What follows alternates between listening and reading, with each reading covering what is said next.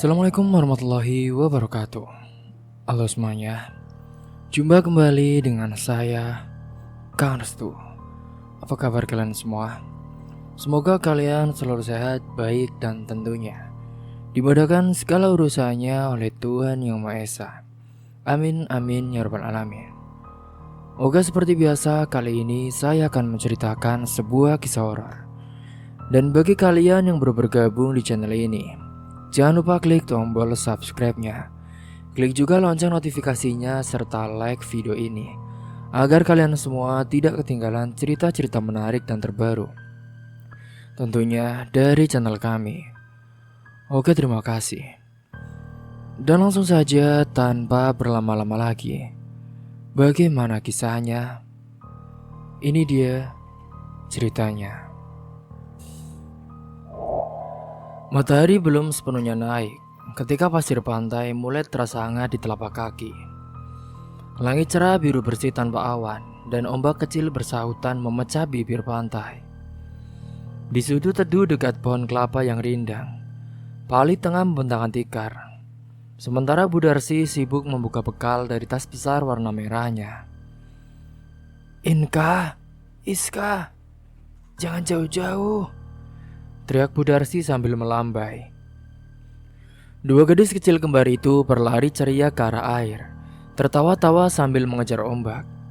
Mereka mengenakan baju renang motif bunga-bunga, rambut dikepang dua dan pipi mereka merah terkena sinar matahari. Inka dan Iska usianya 10 tahun, kelas 4 SD, adalah kembar identik yang tak bisa dipisahkan.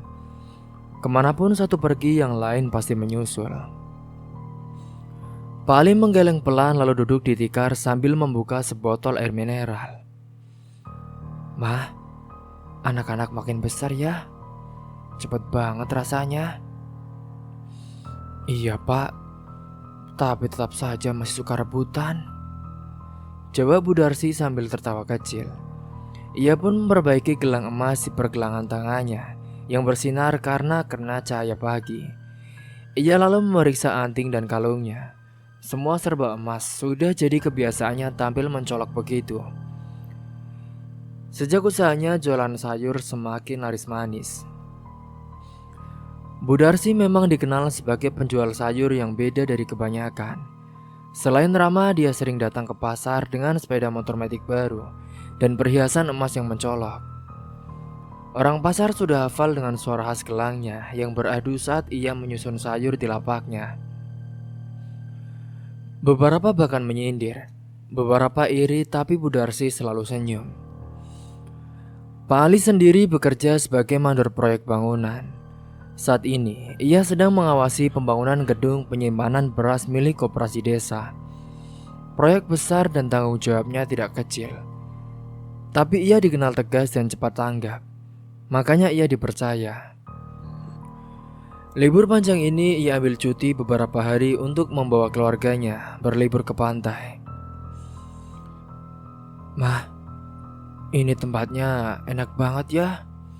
Damai, sejuk, bikin nyaman," ucap Pak Ali sambil menyandarkan punggung ke pohon kelapa.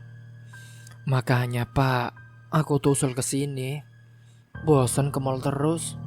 Pantai kan lebih adem. Lebih berasa liburan beneran pak." Mereka duduk berdampingan menatap laut, sesekali melihat ke arah anak-anak yang makin dekat dengan garis ombak. Iska sedang menggali pasir sementara Inka membuat benteng kecil dari batu kerikil. "Nanti sore kita ajak mereka naik perahu ya mas," ujar Bu Darsi. "Boleh mah, nanti aku tanya ke bapak-bapak nelayan dulu ya, yang tadi nongkrong di warung kopi." Hari itu berjalan lambat tapi hangat. Setelah makan siang nasi uduk yang dibawa dari rumah, mereka berteduh di bawah pohon, dan anak-anak tidur siang di tikar sambil memeluk boneka kecil. Bu Darsi sempat menyempatkan diri video call dengan sahabatnya dari pasar. Ia pamer suasana pantai dan tentu saja perhiasan barunya yang katanya baru ambil dari toko emas langganan. "Lihat ini Mbak Leni, gelang baruku loh. Beratnya 20 gram. Asli loh ini mbak. buat oleh-oleh dari Mas Ali habis proyek terakhir cair. Katanya sambil memutar-mutar pergelangan tangan di kamera. Pak Ali cuma bisa menghela nafas. Mah, udahlah mah, jangan pamer gitu. Yang penting kan jangan sampai jadi bahan omongan. Sudah biasa kok aku lihat orang melirik kamu. Nanti orang nyangka kamu simpenan siapa-siapa loh. Katanya dengan pelan. Aku kan cuma istri mandor mas. Masa sih gak boleh kelihatan berkelas sedikit? Aku juga kan kerja keras mas. Tiap pagi ke pasar, ngangkat-ngangkat timun, kangkung, kol. Masa cuma pakai emas langsung dicurigain? Emangnya kenapa sih? Jawab Bu Darsi dengan suara setengah kesal. Pak Ali tak membalas, ia tahu istrinya memang keras kepala. Tapi di balik segala gemerlap itu, ia tahu betul betapa ulet dan tangguhnya Bu Darsi dalam mengurus keluarganya. Pada sore hari itu, mereka pun naik perahu kecil ditemani seorang nelayan tua bernama Pak Dul. Inka dan Iska senangnya bukan main. Mereka diberi kesempatan memegang dayung sebentar dan tertawa-tawa saat ombak membuat perahu bergoyang. Pak Dul bercerita tentang karang-karang, ubur-ubur, dan juga binatang laut. Dua bocah kembar itu mendengarkan seperti sedang didongengkan. Wah, nanti aku cerita ke Bu Guru deh pak, kata Inka. Iya In, jangan-jangan Bu Guru malah pengen ikut liburan juga, celetuk Iska saat itu. Setelah turun dari perahu, mereka makan es kelapa muda di warung pinggir pantai. Bu Darsi sempat kembali pamer, membayar dengan uang lembaran besar dan mengelap cincin emasnya, memakai tisu basah. Pak Ali hanya tersenyum tipis, selalu menatap anak-anak mereka yang sedang main pasir di dekat warung. Dalam hati ia bersyukur hidup sederhana tapi cukup, tidak mewah tapi penuh tawa dan juga kebahagiaan. Malam harinya mereka menginap di penginapan kecil yang sederhana tapi bersih. Satu kamar besar, dua tempat tidur. Anak-anak tidur pulas lebih dulu. Kelelahan seharian bermain, Bu Darsi pun duduk di depan kaca, menyisir rambut sambil terus melihat perhiasannya. Mas, aku kepikiran deh. Apa ya orang-orang itu gak suka lihat aku senang? Kenapa sih mas? Setiap kali aku pamer sedikit, langsung pada nyinyir. Pak Ali menatap istrinya dari balik selimut. Karena gak semua orang itu bisa melihat bahagianya orang lain dengan ikhlas, mah. Apalagi kalau bahagia itu kelihatannya mencolok. Tapi kan aku gak nyolong, mas. Ini semua kan dari keringatku sendiri, dari uang hasil kerja keras kamu juga. Aku tahu, tapi di dunia ini kan gak cuma isinya orang jujur saja. Ada yang baik, ada juga yang jahat. Udahlah, daripada kita bahas ini gak jelas, tidur aja yuk. Besok kan kita mau pulang. Malam itu pun mereka tertidur bersebelahan dengan tangan saling menggenggam dalam dekapan suara ombak yang mengalun jauh. Mereka tak tahu bahwa masa damai itu mungkin tak akan lama. Tapi malam itu mereka memilih diam dan menikmati ketenangan yang ada. Keesokan paginya mereka sarapan di penginapan. Nasi goreng dan teh manis, Inka dan Iska rebutan kerupuk. Seperti biasa. Suasana tetap hangat dan juga akrab. Setelah itu mereka bersiap kembali ke rumah karena lusa nanti Pak Ali harus kembali kerja dan Bu Darsi pun harus buka lapak di pasar. Namun sebelum pulang, Bu Darsi mengajak mampir ke toko emas di kota. Ayo mas, cuma lihat-lihat saja loh. Kali aja kan ada yang lucu buat cincin kelingking. Mah, udahlah. Jangan sampai lo semua jari kamu jadi etalase berjalan gitu. Apa sih mas? Enggak, bercanda. Mereka tertawa bersama saat itu. Belum tahu bahwa perjalanan pulang itu akan membawa cerita lain.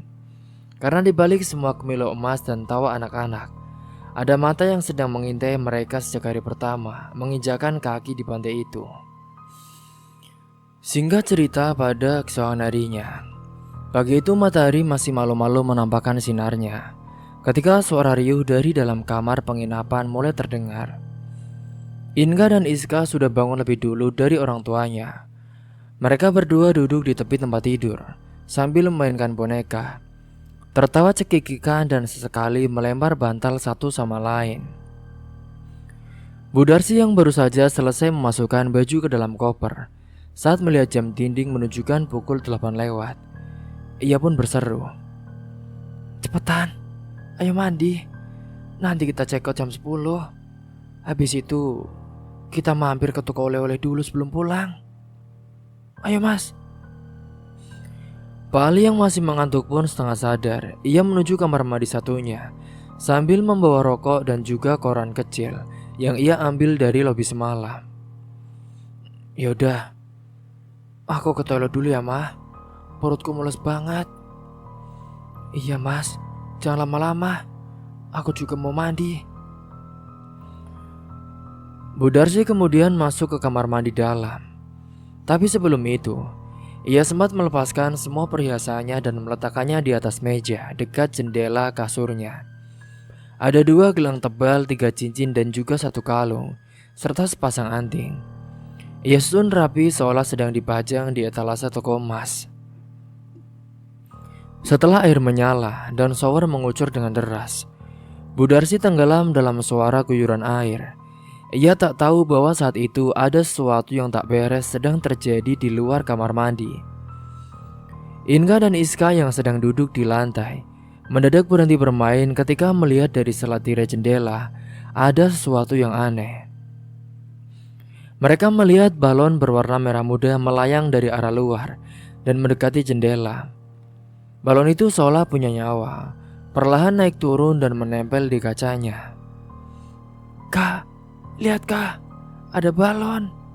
Wah, lucu banget tuh," seru Iska saat itu. "Iya Is, kayaknya ini dari hotel deh. Mungkin ada ulang tahun kali," timbal Inka. Tak lama setelah itu terdengar ketukan pelan dari pintu. Inka dan Iska pun saling pandang. Keduanya berdiri lalu pelan-pelan mendekati pintu. "Kak, jangan dibuka dulu. Kita tunggu mama dan bapak aja. Udah, tunggu aja, jangan dibuka." Tapi Inka yang lebih nekat malah memutar knob. Pintu terbuka dan di hadapan mereka berdiri 2 laki-laki dewasa mengenakan seragam abu-abu bertuliskan staf hotel. Salah satu dari mereka tersenyum lebar.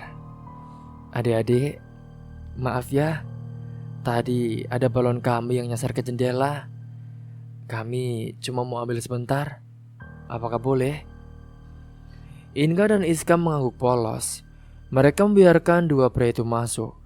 Tapi tak disangka, beberapa detik kemudian 2 orang lagi muncul dari belakang mereka. Seorang perempuan berpakaian rapi membawa tas besar, dan 1 pria lain bertubuh tambun membawa kantong kresek hitam. Perempuan itu pun langsung melirik meja dekat jendela. Itu dia, cepat," bisiknya. Dalam waktu tidak sampai 1 menit, semua perhiasan emas Bu Darsi pun yang dipajang rapi di meja sudah masuk ke kantong hitam. Salah satu dari mereka mengawasi kamar mandi dan menempelkan telinga ke pintu, memastikan air masih menyala. Yang lain mengintip ke arah toilet tempat Pak Ali berada. "Wah, lagi bokar tuh orangnya. Aman. Ayo, cepat," ucapnya sambil tertawa kecil. Tapi sebelum pergi, 2 anak kembar itu ditarik tangannya masing-masing. "Dek, adik ikut ya. Nanti kita kasih balon sama es krim di bawah," rayu perempuan itu. Inga dan Iska sempat menolak tapi digandeng paksa, dan mulut mereka ditutup pakai tangan yang membawa tisu berbau menyengat. Mereka digendong dibawa keluar lewat lorong belakang hotel. Dan saat Bu Darsi keluar dari kamar mandi, rambutnya yang masih basah dan tubuhnya berbalut handuk, ia pun langsung menjerit. Mas, mas, perasaanku hilang mas. Mas, gelangku, kalungku, antingku hilang semua mas. Cepat kesini. Pak Ali yang baru saja keluar dari toilet, dia pun langsung terkejut. Ia berlari ke arah meja, ternyata kosong. Tak ada satupun yang tersisa. Tas yang semula di atas lemari juga terbuka. Uang tunai hasil dagang dan sisa uang proyek itu pun ikut raib saat itu. Ya Allah bu, mereka hilang semua bu. Gila ini, pasti maling. Pak Ali saat itu pun berteriak, maling, maling, maling. Mas, anak-anak kemana mas? Mas, Inka, Iska. Bu Darsi memutar kepala ke kanan dan kiri dengan panik. Mereka berdua tak ada di kamar. Mas, mereka kemana mas? Mereka gak ada. Anak-anak kita mas. Pak Ali pun langsung membuka pintu. Ia berlari ke lorong, ke lobi dan juga ke arah taman belakang penginapan. Bu Darsi menyusul sambil terus memanggil nama anak-anaknya.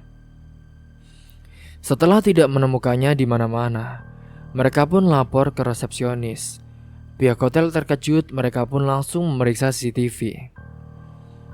Tayangan CCTV saat itu menunjukkan Inka dan Iska membuka pintu kamar. Lalu tampaklah masuk dua orang berpakaian seperti staf hotel. Setelah itu tidak terlihat lagi, mereka keluar lewat pintu depan. Namun CCTV di koridor belakang hotel, tempat biasanya tempat sampah dan gudang laundry, tiba-tiba mati. Gelap, tidak ada rekaman apapun. Sial, CCTV-nya mati. Ini pasti bukan kejadian dadakan. Mereka pasti niat, teriak Pak Ali dengan marah. Manajer hotel pun minta maaf dan langsung menghubungi polisi setempat. Pak Ali dan Bu Darsi diminta membuat laporan kehilangan. Polisi datang saat itu, memeriksa kamar dan mulai menanyai beberapa staf hotel. Tapi semuanya bilang tidak mengenal pelaku itu. Seragam yang dikenakan juga bukan dari hotel itu. Mas, anak-anak kita kemana mas? Sudah bu, mah sudah. Kita sabar. Tunggu polisi biar menyelidiki ya. Saat itu Bu Darsi hanya bisa menangis terseduh-seduh. Ia benar-benar sangat-sangat apes. Saat itu polisi pun berkata, ini kemungkinan besar mereka adalah kelompok pencuri yang sudah lama kami cari. Memang mereka ini sering menyamar jadi staf hotel dan mengincar tamu yang mencolok, kata seorang petugas sambil mencatat. Bu Darsi terduduk di lantai hotel. Tubuhnya gemetar, wajahnya pucat dan air mata tak henti mengalir. Mas, anak-anak kita mas. Gimana kalau mereka kenapa-napa mas? Gimana mas? Pak Ali memeluk istrinya. Ia tidak tahu harus menjawab apa. Hatinya hancur, ia merasa gagal menjaga keluarganya. Perhiasan bisa dicari lagi, uang bisa didapat lagi, tapi anak-anak. Sejak saat itulah suasana liburan berubah menjadi bencana. Polisi menyisir area sekitar penginapan, membagikan foto anak-anak ke warga sekitar, dan menyebar informasi lewat media sosial dan juga grup-grup warga. Tapi hingga malam tiba tidak ada kabar. Telepon genggam Pak Ali dan Bu Darsi pun terus berbunyi dari keluarga yang khawatir. Tapi mereka tidak punya kabar baik untuk disampaikan. Di kamar yang sudah mereka tempati selama 2 malam, kini hanya tinggal koper terbuka, pakaian berantakan dan boneka kecil milik Iska yang tertinggal di atas kasur. Iska gak pernah ninggalin boneka itu, bisik Bu Darsi sambil memeluk boneka itu dengan erat. Pak Ali duduk di ujung ranjang, menatap kosong ke arah jendela. Ia tak tahu harus melakukan apa lagi. Ia hanya tahu satu hal.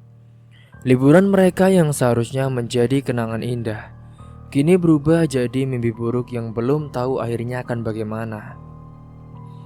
Dan di luar sana entah di mana, dua gadis kecil yang selalu bersama itu sedang dibawa oleh orang-orang yang tak dikenal ke tempat yang tak seorang pun bisa diduga. Kini singkat cerita, hari itu rumah Pak Ali dan Bu Darsi tak lagi seramai dulu.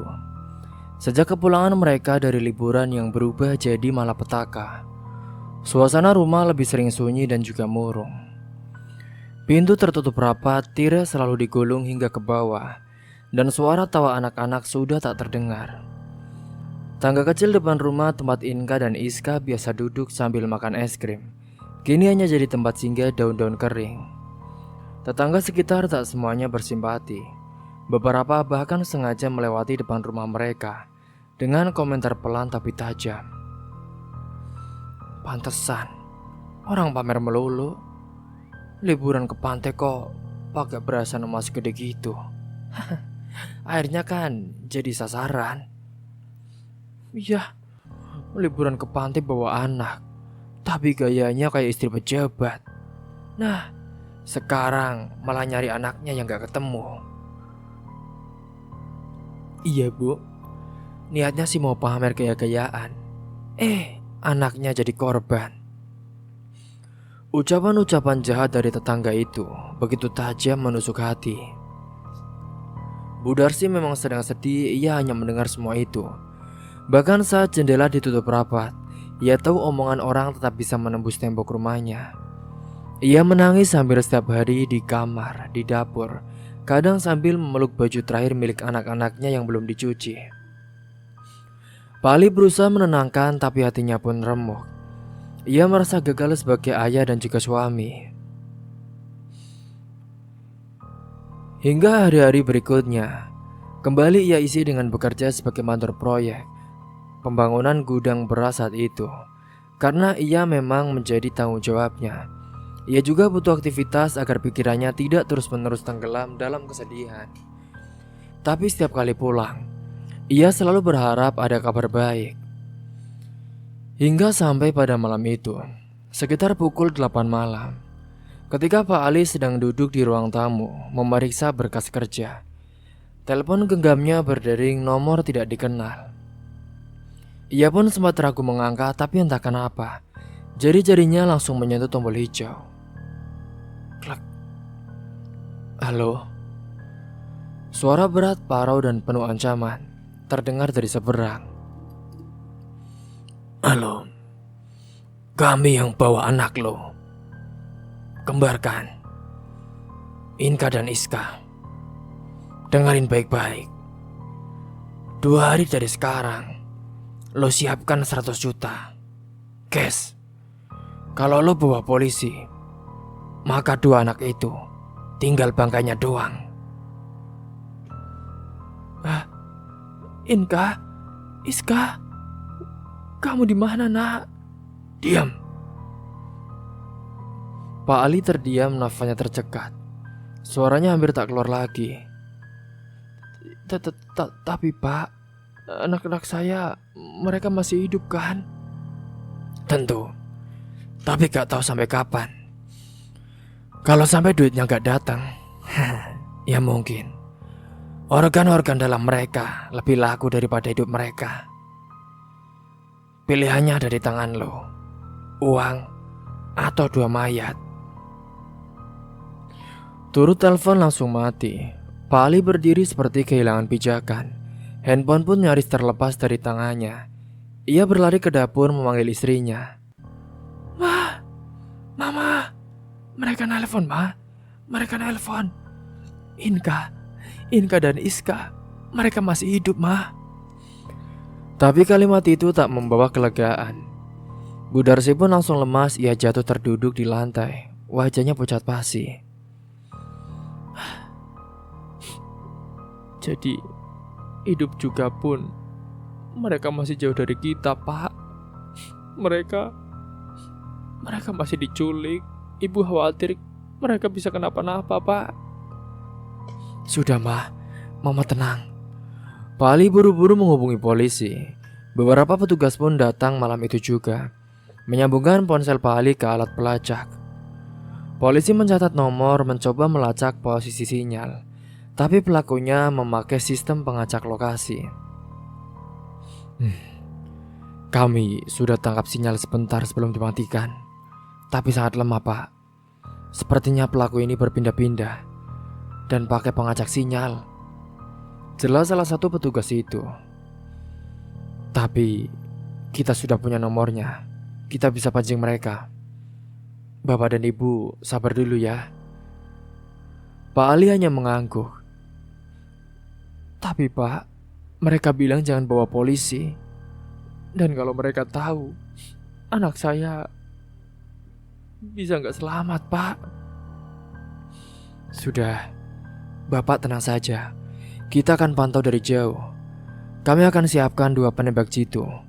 Nanti, Anda tinggal ikuti saja instruksi mereka. Kami akan sembunyi dan pastikan Anda tetap aman. Kalau ada celah, kami akan lumpuhkan pelakunya. Malam itu pun mereka menyusun rencana. 2 petugas dengan senapan khusus akan menunggu di titik yang telah ditentukan. Pak Ali diminta tetap tenang dan berpura-pura tidak melibatkan polisi. Polisi menyarankan untuk membawa koper berisi uang palsu dengan lapisan atas lembaran asli agar terlihat meyakinkan. Hari yang dijanjikan pun telah tiba. Pak Ali mengenakan jaket hitam dan juga topi.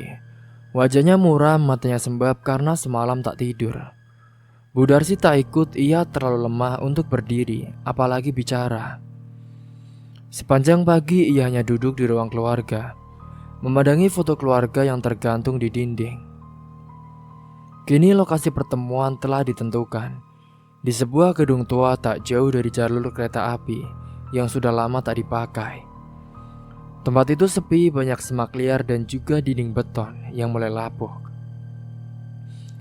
Pak Ali tiba di sana jam 5 sore. Sesuai janji, ia menunggu dengan jantung yang berdetak tak karuan.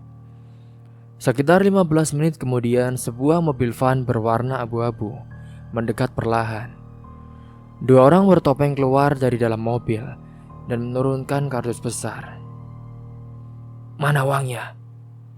tanya salah satu dari mereka. Pak Ali pun mengangkat koper.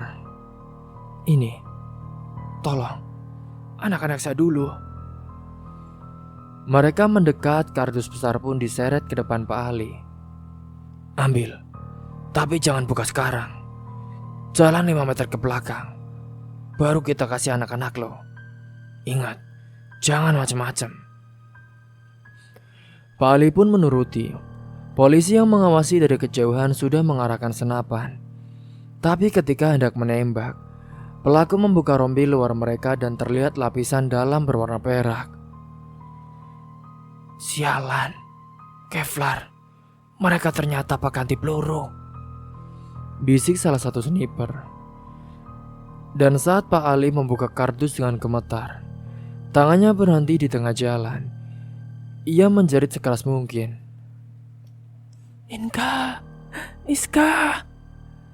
Kedua gadis kecil itu terbaring lemas dalam posisi meringkuk. Mata mereka setengah terbuka. Tubuhnya pucat dan ada bekas sobekan besar di bagian perut. Darah mengering di kain yang menutupi bagian tubuhnya. Pak Ali pun langsung berlari, membuka kardus sepenuhnya dan mengangkat mereka keluar. Mereka masih bernafas, lemah tapi hidup. Polisi yang menyadari situasi kritis, ia pun langsung berlari keluar dari persembunyian. Pelaku melempar granat asap kecil dan kabur ke arah jalur semak. 2 dari mereka sempat ditembak, tapi peluru hanya memantul dari rompi mereka. "Kita kejar mereka, ayo!" teriak salah satu petugas. Sementara itu Pak Ali pun memeluk 2 tubuh kecil anaknya yang nyaris tak bergerak. "Inka, Iska, maafin Bapak, maafin Bapak." Ambulans datang tak lama kemudian. Anak-anak pun dibawa ke rumah sakit. Dokter mengatakan mereka mengalami pendarahan dalam dan kemungkinan besar beberapa organ vital mereka sudah diambil, ginjal, limpa, dan juga sebagian hati. Ini kalau sedikit lebih lama, mereka mungkin sudah tidak tertolong, kata dokter sambil menunduk. Malam itu pun Bu Darsi datang ke rumah sakit dengan tubuh lemas dan wajah tak percaya. Ia menjerit begitu melihat tubuh anak-anaknya yang penuh jahitan dan juga selang infus. Tangisnya tak bisa dihentikan. Di luar rumah sakit, polisi mengumumkan bahwa kelompok penculik itu adalah bagian dari sindikat penjualan organ manusia. Mereka sudah lama buron dan beroperasi di beberapa kota. Kini sedang dalam pengejaran nasional. Dan meski Inka dan Iska masih hidup, dunia Pak Ali dan Bu Darsi tak akan pernah sama. Tubuh anak-anak mereka mungkin bisa pulih, tapi luka di hati dan trauma itu tidak akan tahu kapan akan sembuh. Seiring berjalannya waktu, kini Pak Ali dan Bu Darsi bergantian menjaga. Setiap malam Bu Darsi duduk di samping ranjang, menggenggam tangan anak-anaknya sambil berbisik lirih. Nah, Ibu janji, Ibu di sini gak akan pamer lagi, Ibu janji. Sementara Pak Ali tak pernah lepas dari rasa bersalah. Ia menatap kedua anaknya yang makin kurus, dan tiap detik ia seperti dihantui pertanyaan yang sama. Kenapa? Kenapa aku gak bisa jaga mereka? Tepat pada suatu malam yang hening, Iska lebih dulu berhenti bernafas. Mesin detak jantung berbunyi panjang dan datar. Dokter pun berlari masuk tapi tak bisa menyelamatkan. Bu Darsi menjerit, memeluk tubuh anaknya yang sudah dingin. Sementara Pak Ali terduduk lemas di lantai. Tak sampai 24 jam kemudian, Inka pun menyusul saudara kembarnya. Mereka meninggal di hari yang sama. Dua nyawa kecil yang seharusnya tumbuh bersama, kini tidur abadi dalam dua peti putih kecil. Pemakaman mereka diselimuti awan mendung. Warga yang sebelumnya mencibir kini berdiri diam, menunduk tak kuasa berkata-kata. Isak tangis terdengar di antara doa yang dilantunkan pelan. Sementara Pak Ali berdiri kaku di depan makam, matanya kosong. Sementara Bu Darsi, ia jatuh terduduk di tanah, menciumi foto anaknya yang kini tinggal kenangan. Sementara itu para pelaku yang saat ini masih buron. Polisi sudah memastikan bahwa kelompok yang menculik dan mencabik tubuh anak-anak mereka adalah bagian dari jaringan perdagangan organ internasional. Mereka berpindah-pindah, menyamar dan juga punya teknologi yang bisa mengelabui pelacakan. Pak, Bu, kami mohon maaf. Mereka itu bukan penjahat ecek-ecek. Ini sindikat. Sudah merambah ke beberapa negara. Kita butuh kerjasama lintas negara untuk menangkap mereka. Iya Pak, tangkap pun atau tidak, dua anak saya sudah tidak akan kembali Pak. Ini semua salah kami. Hingga saat itu, waktu berjalan, luka itu tidak pernah benar-benar sembuh. Tapi hidup harus tetap berjalan. Bu Darsi berhenti jualan. Ia tak sanggup kembali ke pasar, ke tempat orang-orang dulu menganggapnya pamer dan sombong. Ia pun memilih mengurung diri di rumah, memperbaiki diri dengan membaca Al-Quran dan menangis setiap malam. Sementara Pak Ali pun, kini ia untuk sementara waktu mundur dari pekerjaannya. Ia tak punya semangat lagi memimpin proyek. Ia lebih sering duduk di teras rumah memandang jalanan, berharap suatu hari nanti akan ada mobil polisi berhenti membawa kabar baik bahwa orang yang membunuh anak-anaknya tertangkap dan akan diadili. Tapi hari itu tak kunjung tiba. Pelajaran dari kisah ini, pamer tidak akan membuat hidupmu lebih berharga di mata orang lain. Tapi bisa saja, karena sifat kesombongan pamermu itu menjadikanmu target orang yang haus kesempatan. Bahagia itu bukan soal menunjukkan, tapi menjaga. Dan anak adalah titipan yang paling berharga di dunia. Lindungilah lebih dari apapun di dunia ini. Cerita pun tamat. Semoga kalian semua bisa mengambil hikmah dan pelajaran dari kisah ini. Terima kasih bagi kalian yang telah menyimak sampai habis kisah ini. Akhir kata dari saya, kurang lebihnya mohon maaf. Wassalamualaikum warahmatullahi wabarakatuh.